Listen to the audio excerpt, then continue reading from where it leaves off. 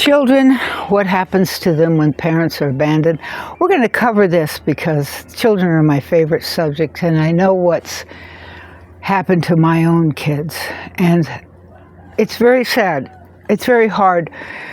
I worked with so many disabled children because that's my specialty, is kids with disabilities. Dr. Jackie really loves kids. I really, really love kids. I just wish when children were born, or actually I wish in high school, we got a course in raising children, because I remember that there was a time when they had an artificial baby that girls would have to take home. I think it was only girls. I'm pretty sure that's true. And it would cry if you didn't feed it and if you didn't change the diapers and all of that. I think that's a fantastic idea, because children who are abandoned are really a mess. My first child was a result of a rape, and the man nothing was ever done. He was 18, 19, somewhere in there. And he admitted it, but nobody did anything. They made the decision not to do anything. Where we were in a military base, and it was a military man's son. And my parents took him immediately. And he resents me horribly. I mean, I just can't believe how badly he resents me. But when I remember my childhood, and neighbors telling me that he was beaten in the same way that I was beaten, but he denies it entirely. So who knows? Who knows? All we know is the end result is tragic. My second child, a girl, my only girl, was born and had a heart attack at 4.5 months. I did work off and on, but I was as a waitress. But when she was about 6 months old, her father abandoned us. I was out for shopping one day and came back to discover that all of her diapers, all of her food, all of her clothes, everything was gone. He just took it. It was so weird, and I couldn't figure it out. But then I finally found out. He married me to avoid the draft. He wanted to have a child. And he never saw her. She has no memory of him at all. And now she's, at age 60, she's stopped interacting with me, which is so weird because we were always unbelievably close. I mean, I still think about her all the time, but I understand. She's a very strong, staunch Republican, and I'm a very strong, staunch Democrat. Green Party would be better for me, but it's just a wash. Part of my problem, of course, is that implies is that I'm an unbelievable advocate for the climate. I mean, it's all I've talked about really since 1962 when Silent Spring came out. So it's really a hardship with a lot of people, not just with my daughter, but I mean lots of people have no understanding, no comprehension. My bibbies are guaranteed for life. That's an expression. This shirt, I've checked all over, and it's the best you can buy in a long sleeves t-shirt. Those kinds of things are really important to me. Remodeling things, everything buying secondhand that you possibly can. All these kinds of things are an expression. Gosh, look how beautiful it is. Look at those incredible mountains over there in the early dawn after a light rain. Isn't that just magnificent? I hope you can see it as well as I can. It's so beautiful. And so that's a problem. I haven't eaten meat since 1974. That's a problem. All of these things come together in a way that makes it really difficult, because if a child has been away from the parent for any period of time in those first 3 years, it makes it very difficult for them to feel really connected to the ideals of the parent, and they feel abandoned. They feel like the job was more important. When the fact is, how do you feed the child if you don't have any income? I mean, really. You sure can't get a lawyer and make him pay you child support and his parents help or whatever if you don't have a job and don't have money. So all of these things, I think, would be so incredibly valuable. We used to have domestic courses, life planning courses where you would learn about cooking and sewing and that sort of thing. Well, why can't we talk about why not to get married until you're 24 or 25? I mean, those things would be so incredibly valuable to share with young people so they really had an understanding of what's going on in the world, how things come together. My last child was born with a mental illness that was real difficult, bipolar disorder. He also has chronic depression and severe depression, and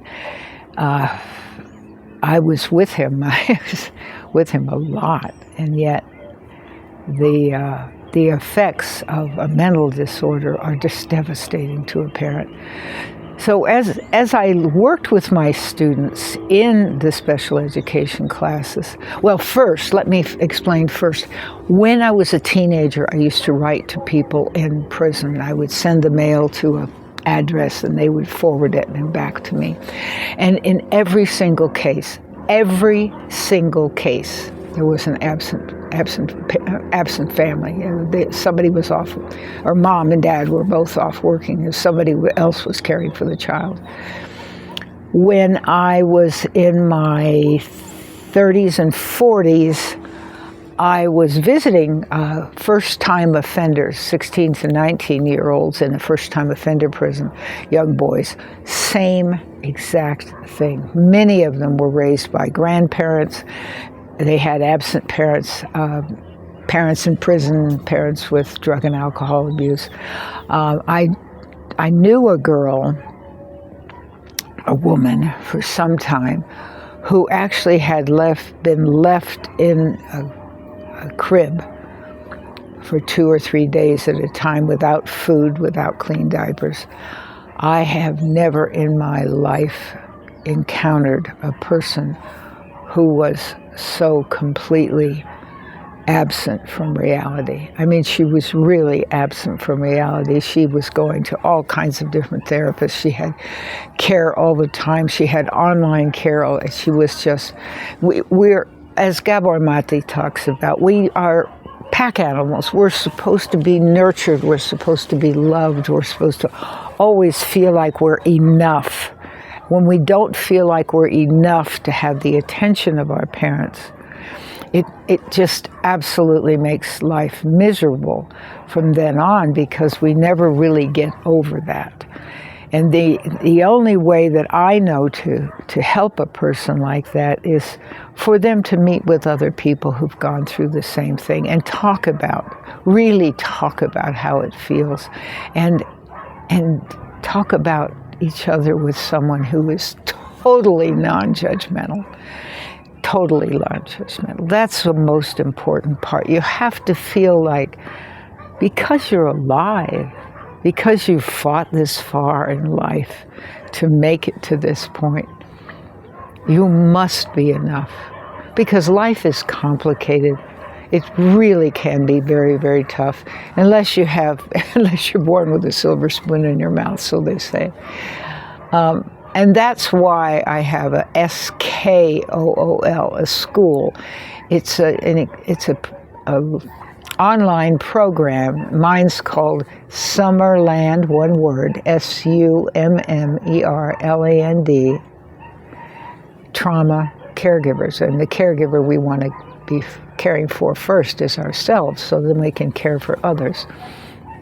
And the idea is to feel the essence of caring for yourself and have a real understanding how you care for yourself, and a way of protecting yourself from people who don't have your best interests, people who are gaslighters or bullies or that sort of thing. Oh, it just devastates people who've been left when they were children.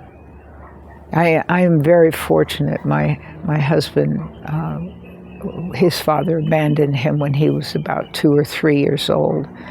And he had strong, strong bonds with grandparents. Both sides of the family were there for him.